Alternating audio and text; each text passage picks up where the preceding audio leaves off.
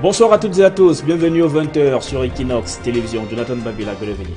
Bonsoir Sylvester Polit Zangao. Thanks ladies and gentlemen for joining us on this weekend bilingual edition of the news on Equinox Television live from our headquarters in Cameroon's economic capital Douala. In our top stories tonight, the Douala Gynaco Obstetric and Pediatric Hospital comes under arson attacks by unidentified gunmen who made away with hundreds of thousands of francs CFA, the guns of gendarme officers on duty, and of course some mobile telephones. And the former Secretary General of the United Nations Organization, Kofi Annan, dies at the age of 80. World leaders have been paying tribute to the Nobel Peace Laureate. Braquage à l'hôpital gynéco-obstétrique et pédiatrique de Yassa. Des gendarmes postés à la guérite de cet hôpital neutralisés, leurs armes emportées et une somme d'environ 1 million de francs CFA emportés également par des malfrats. Cette situation, ce forfait a été commis à cet hôpital aux premières heures de ce samedi. Le directeur de l'hôpital gynéco-obstétrique de Yassa, Émile Boudou, en parle dans cette édition du 20h. Kofi Annan n'est plus l'ancien secrétaire général de l'ONU, est décédé ce jour à Berne en Suisse à l'âge de 80 ans. Des réactions fusent à travers le monde. Beaucoup de personnes se souviennent de ce prix Nobel de la paix.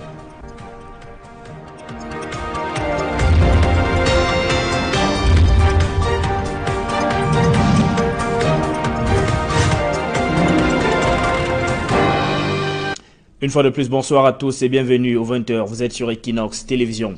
Braquage à l'hôpital gynéco-obstétrique et pédiatrique du Yassa. Des gendarmes postés à la guérite de cet hôpital, neutralisés, leurs armes et près d'1 million de francs CFA emportés par les malfrats. Ce forfait a été commis dans cet hôpital de référence aux premières heures de ce samedi. Le directeur de l'hôpital gynéco-obstétrique de Yassa, Émile Boudou, en parle dans ce journal. Il est au micro de nos reporters Daniel Warenzede et Donald Brice Kamgan.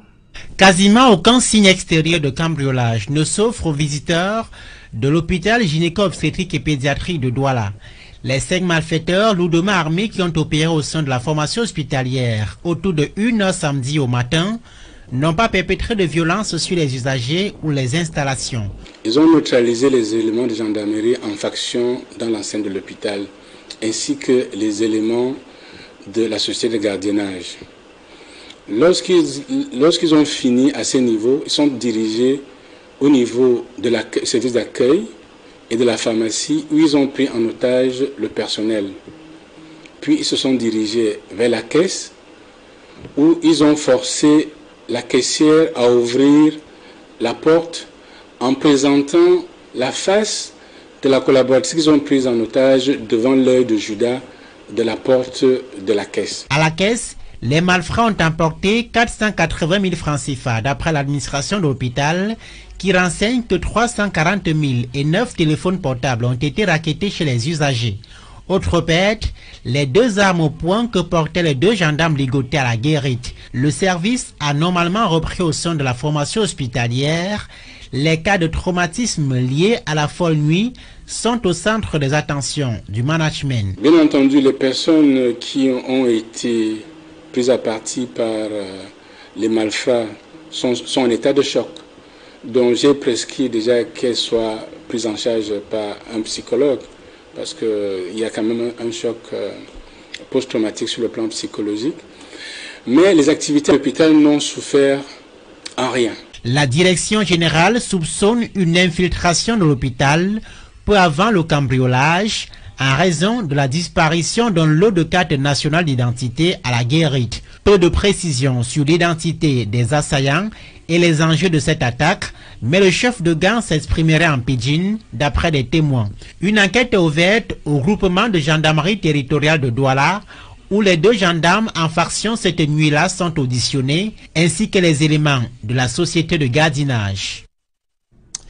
C'est donc ce braquage commis dans les premières heures de ce samedi à l'hôpital gynéco-obstétrique et pédiatrique de Douala.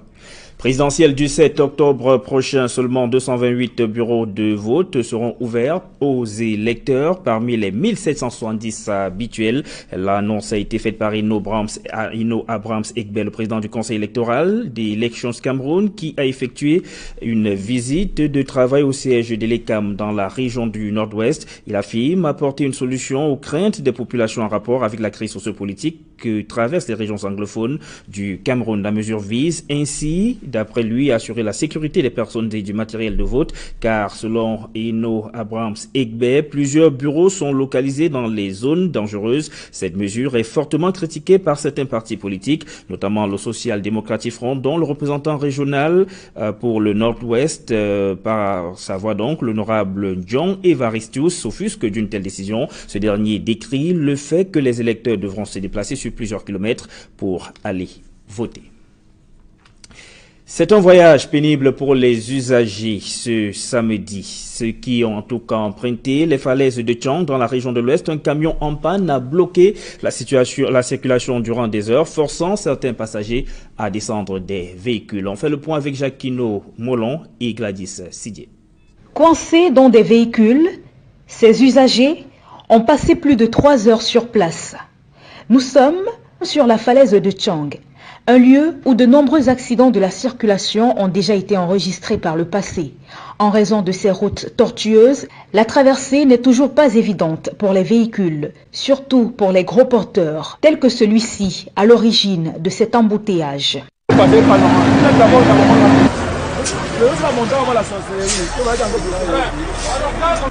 Il s'agit d'un camion plateau qui est en partance pour Tchang, qui est arrivé sur les lieux, n'a pas certainement pu manœuvrer pour traverser et a donc perdu le contrôle de son véhicule et le véhicule a bloqué complètement la circulation.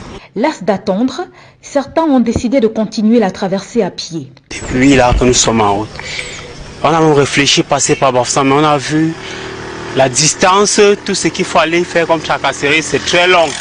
On préfère avancer et on trouve un moyen de traverser, on continue.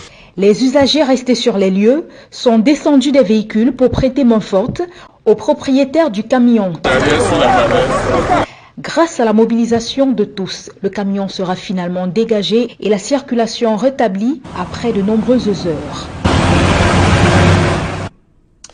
C'est le week-end et beaucoup d'entre vous se retrouvent en famille ou participent à d'autres rencontres au cours desquelles ils partagent un repas. Et régulièrement, la vedette du menu, c'est le poulet. Mais savez-vous seulement comment, avant d'atterrir dans vos assiettes, ce poulet, ou alors quel parcours prend ce poulet avant d'atterrir dans vos assiettes? Nos reporters Isabelle Carole Zoupet et Innocent Abega sont allés au marché pour vous. Nettoyer et dépiécer son poulet est un exercice auquel bon nombre de personnes peinent à se prêter, évoquant des raisons diverses. Cette situation a favorisé dans les marchés la mise sur pied d'une nouvelle filière, le nettoyage complet de poulet. Les poulets nettoyés, en principe, nous le faisons parce que nous voulons que la clientèle fasse le choix. C'est un système qu'on a instauré dans plusieurs marchés. C'est pour que quand le client achète son poulet, qu'il voit la grosseur et l'argent qu'il donne par rapport à son poulet, parce qu'avant il y avait trop des arnaqueurs. Tu donnes le poulet, qu'on nettoie derrière, on change. On te donne le petit poulet. Nous avons fait une ronde au secteur volaille. Sur des étals, ce sont des poulets nettoyés qui sont disposés.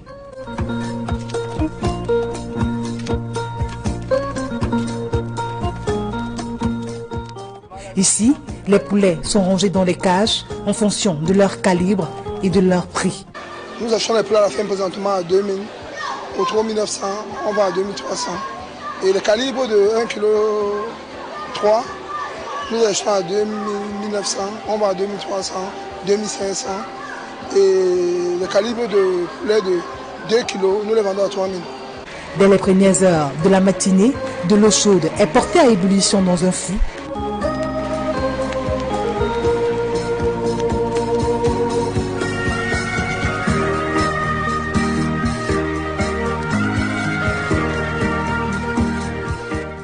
Les poulets égorgés sont introduits. Le tout remué quelques minutes pour faciliter l'étape de déplumage.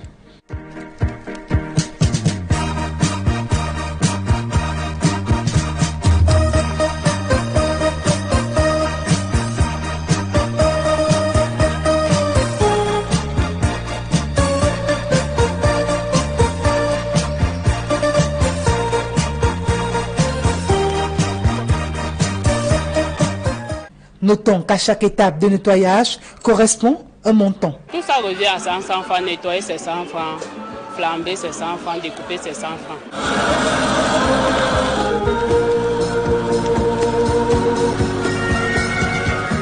Une astuce qui fait l'affaire des clients. Je préfère acheter le poulet qu'on nettoie parce qu'il n'y a pas assez de temps et beaucoup de choses à faire à la maison. Il revient par la suite de découper le poulet selon les recommandations du client.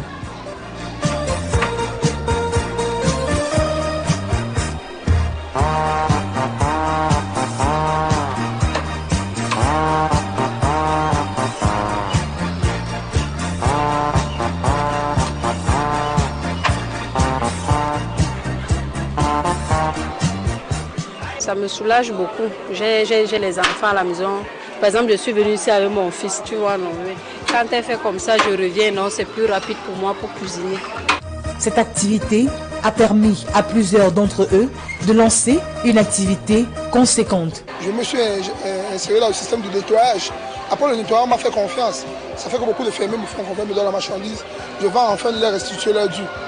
Moi, aujourd'hui, je suis marié, père de 2 enfants et je suis chez moi. Malgré les odeurs nauséabondes qui se dégagent de ce lieu, du sang et des eaux stagnantes qui recouvrent le sol, des conditions d'hygiène approximatives, ces commerçants affirment tout de même se battre tant bien que mal pour assainir ce milieu. Nous avons un système ici, nous utilisons le chlore, le javel en poudre. Nous le mettons dans les bidons. Chaque soir, on essaie d'assainir l'endroit. Et ça fait que vous ne pouvez pas voir les asticots. Parce que l'endroit se nettoie tous les jours. On est habitué, hein? On est habitué avec les jeunes ici là. Les marchés sont vraiment très sales. Pour dire vrai, c'est sale, mais on n'a pas le choix. On n'a vraiment pas le choix. Moi particulièrement, j'ai pratiquement peut-être déjà 12 ans ici. Mais je n'ai pas eu une maladie quelconque que c'est comme ça vient du poulet du sang. Parce qu'il y a des petites mesures que nous prenons au niveau de la santé. Cette activité qui fait le bonheur de nombreux ménages tend à se vulgariser dans tous les marchés de volailles au Cameroun.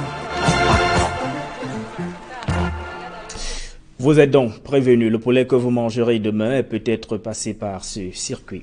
Reparlons de la présidentielle 2018 avec le parti Univers qui lance une nouvelle opération de collecte de fonds pour financer la campagne électorale de son candidat. Cabral Libi l'a lui-même affirmé ce jour au cours d'une conférence de presse tenue à Yaoundé. Le candidat du parti Univers en a profité également pour faire le point de la première opération de collecte de fonds qui lui a permis de déposer la caution de 30 millions de francs CFA pour son dossier de candidature. Cabral Libi est également revenu sur une éventuelle coalition de l'opposition.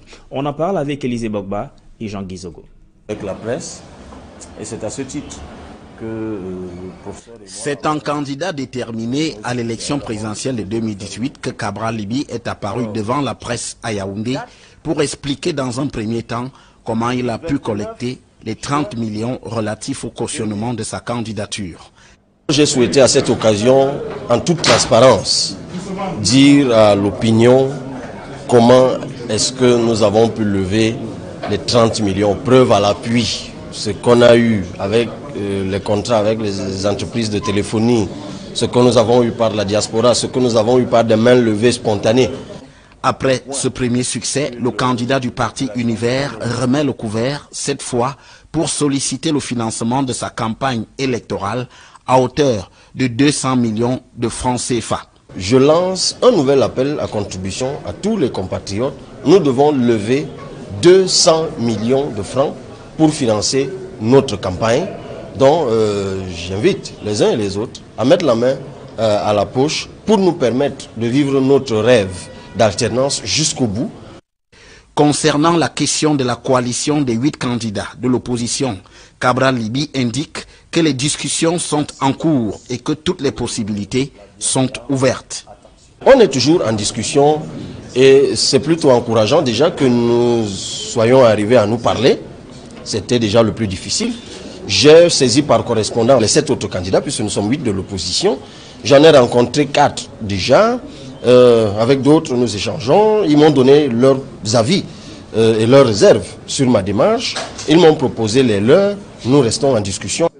Le programme du candidat n'est pas en reste, avec un accent singulier sur le secteur agricole, le renforcement du secteur public et la réduction de la pression fiscale, notamment sur les entreprises. Une économie de croissance portée par l'agriculture. Nous démontrons comment nous pouvons créer 2 millions d'emplois seulement avec le secteur agricole. Nous disons comment nous allons relever le taux d'encadrement administratif. Nous expliquons, et nous l'avons fait, comment nous trouvons les 100 milliards qu'il faut pour la rallonge budgétaire en matière de salaire. Nous disons très bien comment nous allons reconfigurer le fisc sans augmentation d'impôts, puisque d'ailleurs nous allons baisser de 2 points. En outre, le président du parti Univers, le professeur Prosper Nkoumvando, qui accompagnait Cabral Liby, a répondu aux accusations relayées par les réseaux sociaux, le montrant avec une effigie de Paul Biya et concluant à son soutien au candidat du RDPC. Il a précisé qu'il s'agit d'une image datant de février 2016 lors du premier congrès du parti Univers en Ngaoundéré, au cours duquel il avait adressé une motion de rejet de la candidature de Paul Biya à la présidentielle de 2018. Plus que jamais, le candidat du parti Univers est sur sa lancée avec pour point de mire le scrutin présidentiel du 7 octobre prochain. Kofi Annan n'est plus. L'ancien secrétaire général de l'ONU est décédé ce samedi à l'âge de 80 ans. Le diplomate est mort dans un hôpital de Berne en Suisse des suites de maladie. Il a été secrétaire général de l'ONU de 1997 à 2006. Durant son mandat à la tête des Nations Unies, Kofi Annan s'est donné pour mission prioritaire de revitaliser l'institution par un programme complet de réforme. Né au Ghana en 1938, Kofi Annan a également obtenu le prix Nobel de la paix en 2001. Depuis l'annonce de son décès, des réactions se multiplient à travers le monde. Jonathan Babila, you have the second part of the news. Right, Sylvester Hippolyte Zangaou, the Director General of the Electoral Council, or the President of the Electoral Council of Elections, Cameroon Eno Abrahams Egbe, said that the presidential election will effectively take place in the crisis-stricken northwest region of the country. He was speaking during a meeting with some election stakeholders in the northwest regional capital, Bamenda, and equally said that some polling stations will be delocalized because of the crisis rogging that region. We have details in this report by Franklin Mwabi. To make sure that elections don't only take place, but we have safe elections, transparent and credible elections for the grandeur of our country. Those were the words of the board chair of ELECAM, Eno Abraham Egbe, during a regional consultation meeting with stakeholders of Elections Cameroon and some political parties in Bamenda Northwest region. According to the ELECAM board chair, some polling stations in the northwest region are in risk areas, reasons why they have to be moved to guarantee the safety of voters and ELECAM personnel in the conflict-hit northwest and southwest regions. Cognizant of the difficulties on the ground here, not only in the northwest, but also in the southwest, we brought up a concept of voting centers. We reduce the traditional voting centers to only 3, and this will help the protection of both electors, the ELECAM staff, and the material. All of this, a lot of consideration have been taken place. We not only work in isolation, we work in collaboration with administrative authorities and the forces of law and order. However, some ELECAM personnel and political actors doubt the transparency and security of the electoral process in the northwest. Some say the population of Bamenda do not reside close to where the polling stations have been relocated. We are very suspicious. We doubt, but they are doing their best. But we doubt how well the process will go through. It's very, very impossible to have free and fair elections in the northwest region. If you are talking about security, and people have to move kilometers, 20 kilometers, 30 kilometers to get to a polling center, how will they move to get there? And who secures them to move, come vote, and go back? And after that, what next? So the conditions are not favorable for a free and fair election. They look like somebody very desperate that the election must go. So we don't understand. The meeting in Bamenda will not be the last, as Eno Abraham Egbe, board chair of ELECAM, said that a national consultation forum will be held in Yaoundé at the end of the month to make proposals on how the October 7th presidential elections will be carried out in the southwest and northwest regions. In 2018, the northwest region registered 22,139 new electors. Circulation has resumed on National Highway number 5, which was blocked at the level of La Falaise between Chang and Sanchu in the west region of the country, and passengers had to wait for several hours while others had to trek for long distances in order to get a vehicle to continue their journey, as Fomi Armstrong Sanda reports. Circulation blocked, passengers stranded. We are on the National Road number 5, precisely on the spot commonly known as La Falaise between Chang and Sanchu. La Falaise is commonly known by most Cameroonians as one of such spots on which many road accidents have been recorded in the country. These passengers have been stranded for over 5 hours on La Falaise because the road is blocked by this truck whose driver lost control. His vehicle is said to have slipped over engine oil left on the spot by a faulty tanker. Coupled with the heavy rains, the driver could not control his truck that finally blocked the road on both sides. Some of the frustrating passengers who say they have been on this spot since 3 a.m. resorted to trek with the hope of getting a vehicle on the opposite side to continue their journey. Some patient passengers on their part lent a helping hand to the driver as he struggled to remove his vehicle from the middle of the road. It was at 10 a.m. that circulation was re-established on this stretch of the road and passengers took off for their various destinations. Armed men have made away with close to 1 million francs CFA mobile telephones, as well as the guns of gendarme officers who were on duty at the Douala Gynaeco-Obstetric and Pediatric Hospital in the country's economic capital, of course, and they stormed the hospital last night and made away with the highlighted issues before the arrival of security forces. Details in this report. After 3 years of peaceful existence, the Douala Gynaeco-Obstetric and Pediatric Hospital is visited by unwanted visitors. It is the first arson attack in that health amenity on the outskirts of Cameroon's economic capital, Douala. Friday to Saturday night, there is a group of 5 persons who came in the hospital. They did a hold up on the hospital. They went to the guard at the gate where the gendarmes are on guard. So they caught the gendarme and they attached the gendarme. Then they went inside the hospital through the cashier to try to collect the money. At the level of the cashier, they were able to collect around 480,000, but they went to take the safe, but they could not. The unidentified attackers also made away with hundreds of thousands of francs CFA and mobile phones forcefully collected from some persons within the hospital and the guns of gendarme officers who were on guard. They took 340,000 from the person they met in the ward. They took 9 telephones and probably the guns of the gendarmes. The head of the gendarmerie post in the hospital was absent at the time of the attack. The Director General of the Douala Gynaeco-Obstetric and Pediatric Hospital, Professor Emile Mbudu, told us that information at his disposal indicates that some of the attackers might have entered the hospital earlier as visitors before the incident. He backs this with the disappearance of the identity cards of male visitors from the security bench at the entrance into the hospital. Nobody was hurt in the incident.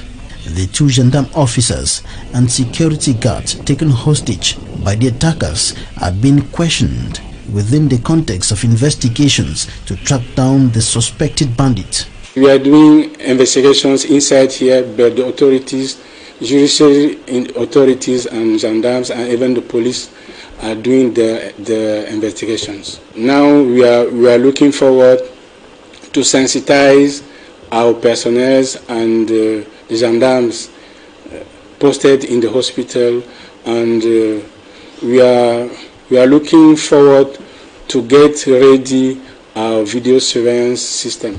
Meantime, the atmosphere is calm. Everything is normal here and the hospital is in normal situation.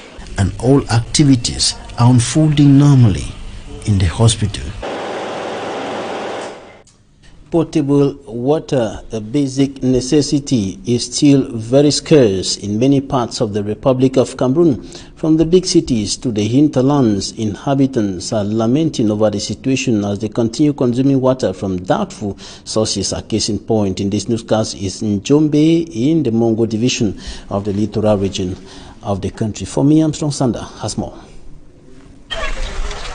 This is the only water source that has been serving the population of Njombe in the Mongo division, littoral region of Cameroon. It is called River Buli, a river in which they wash their dresses, foodstuff, dishes and drink from with their animals. Conscious of the doubtful quality of water from this source, the population say they are left with no choice than drink from River Buli. They complain of frequent health problems linked to the doubtful quality of water from this source.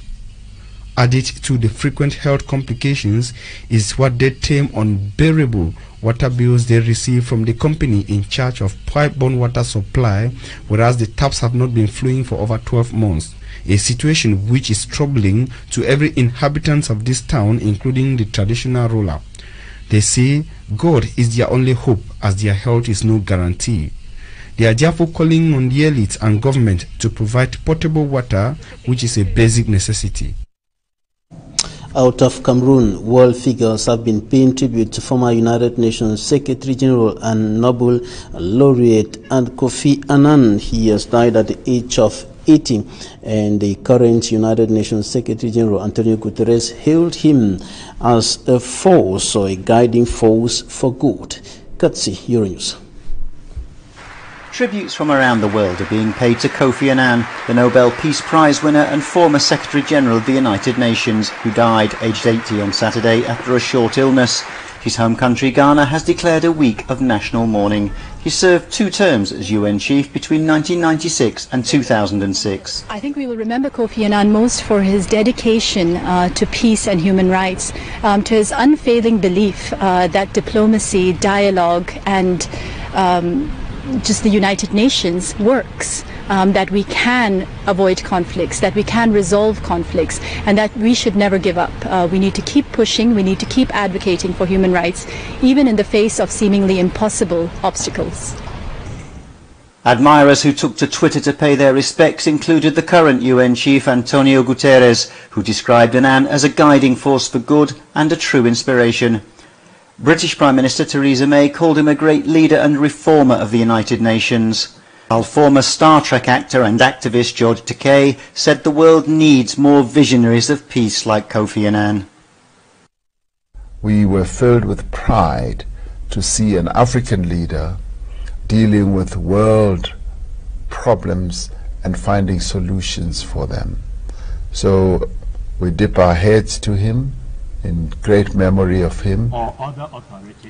Kofi Annan, being sworn in here in December 1996, was the first black African to lead the United Nations and the first to come from the UN's own ranks.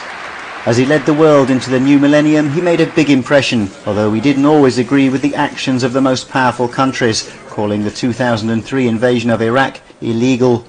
Passing on the baton to Ban Ki-moon in 2006, he described the UN chief post as the most impossible on earth, adding that it was also the best possible job. And that's it for this edition of the news. Thanks for staying with us. Sylvester Polizanka, good night. Bonne nuit à vous, Jonathan Wabila. Mesdames et messieurs, c'est que nous mettons un terme à cette édition de journal bilingue sur Equinox Télévision. Restez en compagnie de nos programmes qui se poursuivent.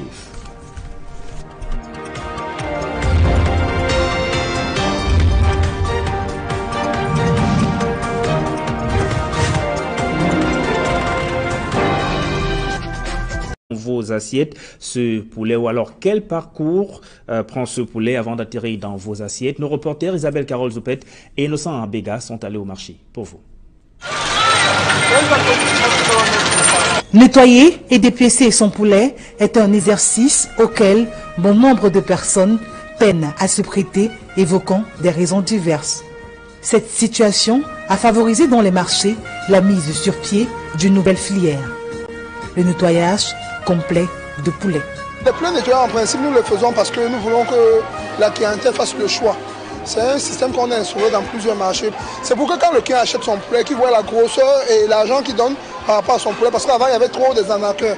Tu donnes le poulet, qu'on nettoie derrière, on change. On te donne les petits poulets. Nous avons fait une ronde au secteur volaille. Sur des étals, ce sont des poulets nettoyés qui sont disposés.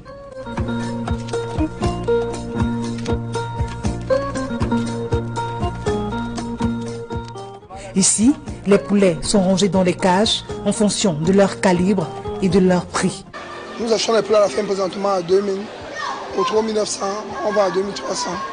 Et le calibre de 1,3 kg, nous achetons à 2900, on va à 2300, 2500. Et le calibre de poulet de 2 kg, nous les vendons à 3000. Dès les premières heures de la matinée, de l'eau chaude est portée à ébullition dans un fût.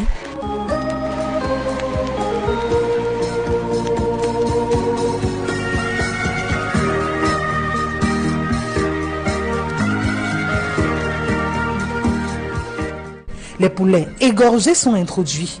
Le tout remué quelques minutes pour faciliter l'étape de déplumage.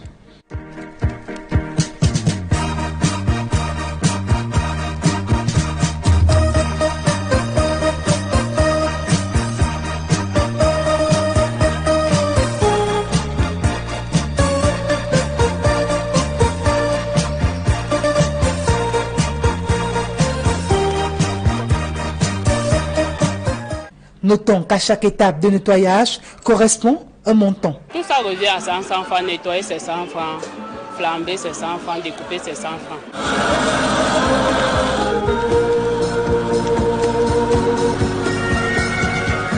Une astuce qui fait l'affaire des clients. Je préfère acheter le poulet qu'on nettoie parce qu'il n'y a pas assez de temps et beaucoup de choses à faire à la maison. Il revient par la suite de découper le poulet selon les recommandations du client.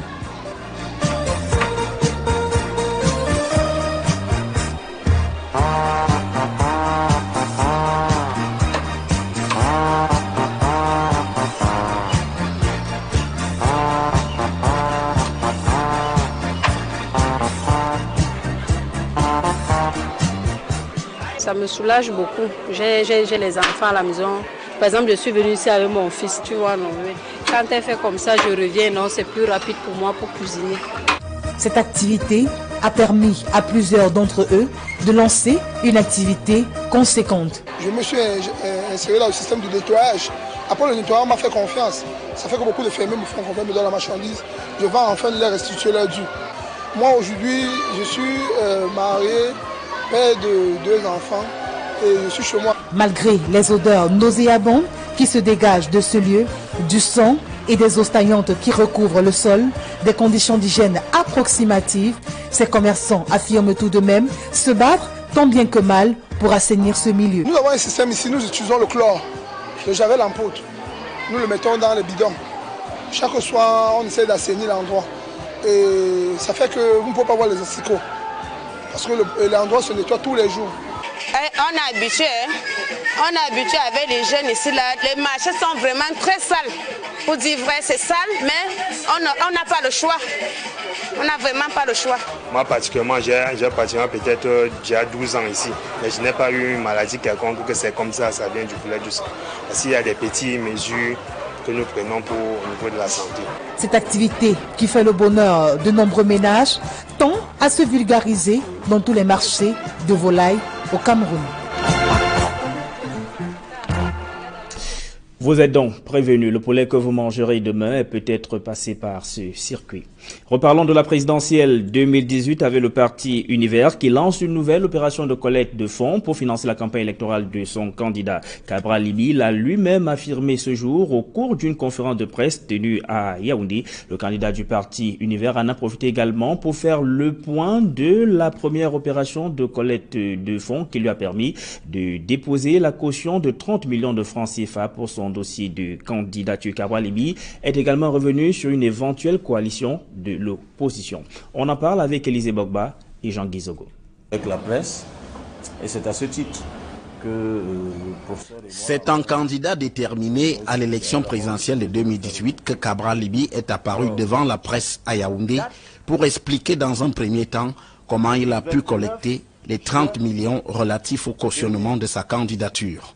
J'ai souhaité à cette occasion, en toute transparence, dire à l'opinion comment est-ce que nous avons pu lever les 30 millions, preuve à l'appui, ce qu'on a eu avec les contrats avec les entreprises de téléphonie, ce que nous avons eu par la diaspora, ce que nous avons eu par des mains levées spontanées. Après ce premier succès, le candidat du parti Univers remet le couvert, cette fois pour solliciter le financement de sa campagne électorale à hauteur de 200 millions de francs CFA. Je lance un nouvel appel à contribution à tous les compatriotes. Nous devons lever 200 millions de francs pour financer notre campagne, dont j'invite les uns et les autres à mettre la main à la poche pour nous permettre de vivre notre rêve d'alternance jusqu'au bout. Concernant la question de la coalition des 8 candidats de l'opposition, Cabral Libby indique que les discussions sont en cours et que toutes les possibilités sont ouvertes. On est toujours en discussion et c'est plutôt encourageant déjà que nous soyons arrivés à nous parler. C'était déjà le plus difficile. J'ai saisi par correspondance les 7 autres candidats puisque nous sommes 8 de l'opposition. J'en ai rencontré 4 déjà. Avec d'autres, nous échangeons. Ils m'ont donné leurs avis et leurs réserves sur ma démarche. Ils m'ont proposé les leurs. Nous restons en discussion. Le programme du candidat n'est pas en reste, avec un accent singulier sur le secteur agricole, le renforcement du secteur public et la réduction de la pression fiscale, notamment sur les entreprises. Une économie de croissance portée par l'agriculture. Nous démontrons comment nous pouvons créer 2 millions d'emplois seulement avec le secteur agricole. Nous disons comment nous allons relever le taux d'encadrement administratif. Nous expliquons, et nous l'avons fait, comment nous trouvons les 100 milliards qu'il faut pour la rallonge budgétaire en matière de salaire. Nous disons très bien comment nous allons reconfigurer le fisc sans augmentation.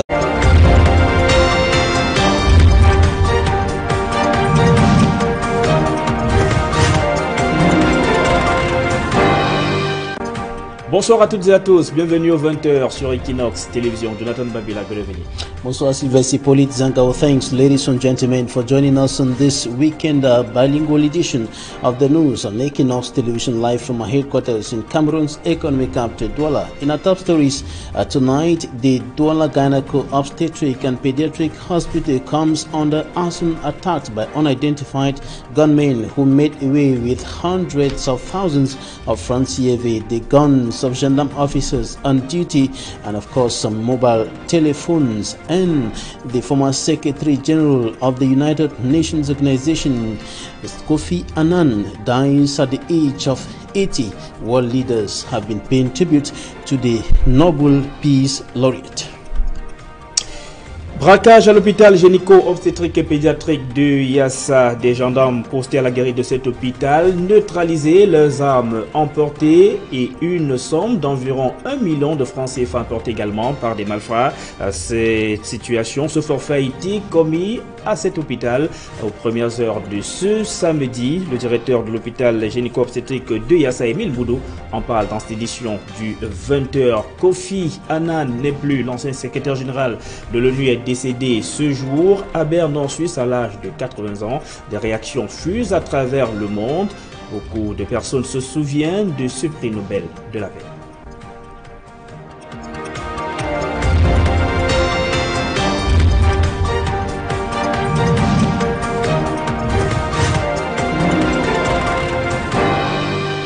Une fois de plus, bonsoir à tous et bienvenue aux 20h. Vous êtes sur Equinox Télévision. Braquage à l'hôpital gynéco-obstétrique et pédiatrique du Yassa. Des gendarmes postés à la guérite de cet hôpital neutralisés, leurs armes et près d'1 million de francs CFA emportés par les malfrats. Ce forfait a été commis dans cet hôpital de référence aux premières heures de ce samedi. Le directeur de l'hôpital gynéco-obstétrique de Yassa, Émile Boudou, en parle dans ce journal. Il est au micro de nos reporters Daniel Warenzede et Donald Brice Kamgan. Quasiment aucun signe extérieur de cambriolage ne s'offre aux visiteurs de l'hôpital gynéco-obstétrique et pédiatrique de Douala. Les 5 malfaiteurs lourdement armés qui ont opéré au sein de la formation hospitalière autour de 1h samedi au matin n'ont pas perpétré de violence sur les usagers ou les installations. Ils ont neutralisé les éléments de gendarmerie en faction dans l'enceinte de l'hôpital, ainsi que les éléments de la société de gardiennage. Lorsqu'ils ont fini à ce niveau, ils sont dirigés au niveau du service d'accueil et de la pharmacie où ils ont pris en otage le personnel. Puis ils se sont dirigés vers la caisse où ils ont forcé la caissière à ouvrir la porte en présentant la face de la collaboratrice qu'ils ont prise en otage devant l'œil de Judas de la porte de la caisse. À la caisse, les malfrats ont emporté 480 000 francs CFA d'après l'administration de l'hôpital qui renseigne que 340 000 et 9 téléphones portables ont été rackettés chez les usagers. Autre perte, les 2 armes au poing que portaient les 2 gendarmes ligotés à la guérite. Le service a normalement repris au sein de la formation hospitalière.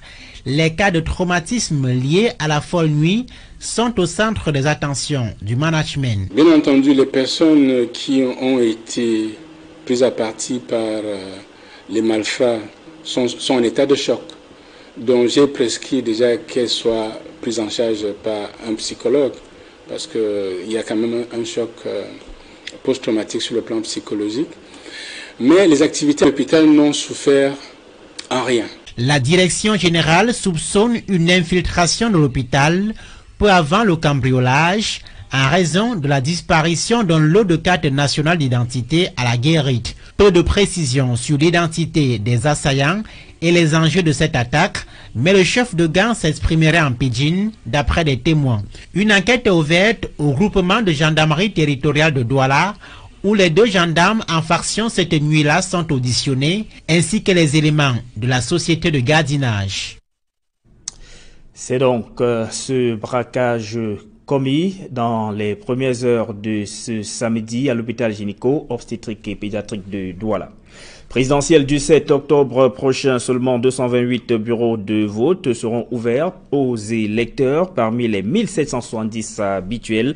L'annonce a été faite par Ino Abrahams Egbe, le président du conseil électoral des Elections Cameroun, qui a effectué une visite de travail au siège de l'ECAM dans la région du Nord-Ouest. Il affirme apporter une solution aux craintes des populations en rapport avec la crise sociopolitique que traversent les régions anglophones du Cameroun. La mesure vise ainsi, d'après lui, assurer la sécurité des personnes et du matériel de vote, car selon Ino Abrahams Egbe, plusieurs bureaux sont localisés dans les zones dangereuses. Cette mesure est fortement critiquée par certains partis politiques, notamment le Social-Démocratique Front, dont le représentant régional pour le Nord-Ouest, par sa voix donc, l'honorable John Evaristius, s'offusque d'une telle décision. Ce dernier décrit le fait que les électeurs devront se déplacer sur plusieurs kilomètres pour aller voter.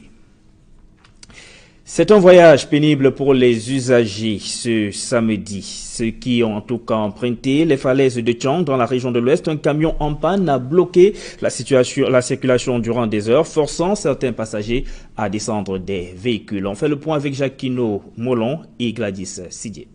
Coincés dans des véhicules, ces usagers ont passé plus de 3 heures sur place. Nous sommes sur la falaise de Tchang, un lieu où de nombreux accidents de la circulation ont déjà été enregistrés par le passé. En raison de ces routes tortueuses, la traversée n'est toujours pas évidente pour les véhicules, surtout pour les gros porteurs, tels que celui-ci, à l'origine de cet embouteillage.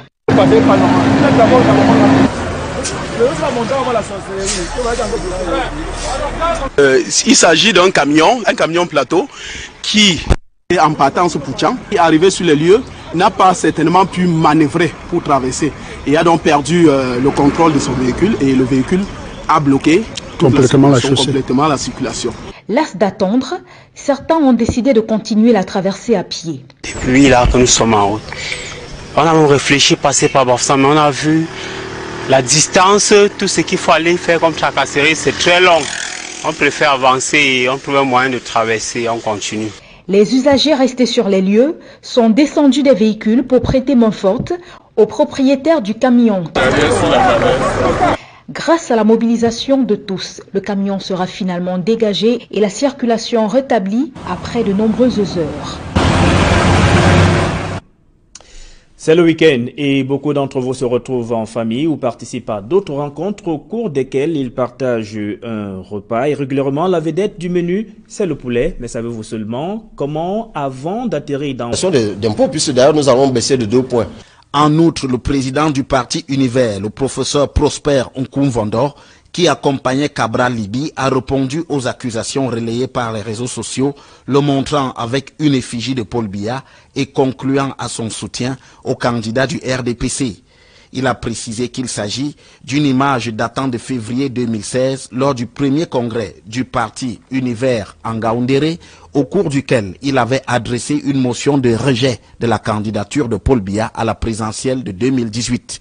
Plus que jamais, le candidat du parti Univers est sur sa lancée avec pour point de mire le scrutin présidentiel du 7 octobre prochain. Kofi Annan n'est plus. L'ancien secrétaire général de l'ONU est décédé ce samedi à l'âge de 80 ans. Le diplomate est mort dans un hôpital de Berne en Suisse des suites de maladie. Il a été secrétaire général de l'ONU de 1997 à 2006. Durant son mandat à la tête des Nations Unies, Kofi Annan s'est donné pour mission prioritaire de revitaliser l'institution par un programme complet de réforme. Né au Ghana en 1938, Kofi Annan a également obtenu le prix Nobel de la paix en 2001. Depuis l'annonce de son décès, des réactions se multiplient à travers le monde. Jonathan Babila, you have the second part of the news. Right, Sylvester Hippolyte Zangaou, the Director General of the Electoral Council, or the President of the Electoral Council of Elections, Cameroon Eno Abrahams Egboya, said that the presidential election will effectively take place in the crisis-stricken northwest region of the country. He was speaking during a meeting with some election stakeholders in the northwest regional capital, Bamenda, and equally said that some polling stations will be delocalized because of the crisis rogging that region. We have details in this report by Franklin Mwabi. To make sure that elections don't only take place, but we have safe elections, transparent and credible elections for the grandeur of our country. Those were the words of the board chair of ELECAM, Eno Abraham Egbe, during a regional consultation meeting with stakeholders of Elections Cameroon and some political parties in Bamenda Northwest region. According to the ELECAM board chair, some polling stations in the northwest region are in risk areas, reasons why they have to be moved to guarantee the safety of voters and ELECAM personnel in the conflict-hit northwest and southwest regions. Cognizant of the difficulties on the ground here, not only in the northwest, but also in the southwest, we brought up a concept of voting centers. We reduce the traditional voting centers to only a few, and this will help the protection of both electors, the ELECAM staff, and the material. All of this, a lot of consideration have been taken place. We not only work in isolation, we work in collaboration with administrative authorities and the forces of law and order. However, some ELECAM personnel and political actors doubt the transparency and security of the electoral process in the northwest. Some say the population of Bamenda do not reside close to where the polling stations have been relocated. We are very suspicious. We doubt, but they are doing their best, but we doubt how well the process will go through. It's very, very impossible to have free and fair elections in the northwest region. If you are talking about security, and people have to move kilometers, 20 kilometers, 30 kilometers to get to a polling center, how will they move to get there? And who secures them to move, come, vote, and go back? And after that, what next? So the conditions are not favorable for a free and fair election. They look like somebody very desperate that the election must go. So we don't understand. The meeting in Bamenda will not be the last.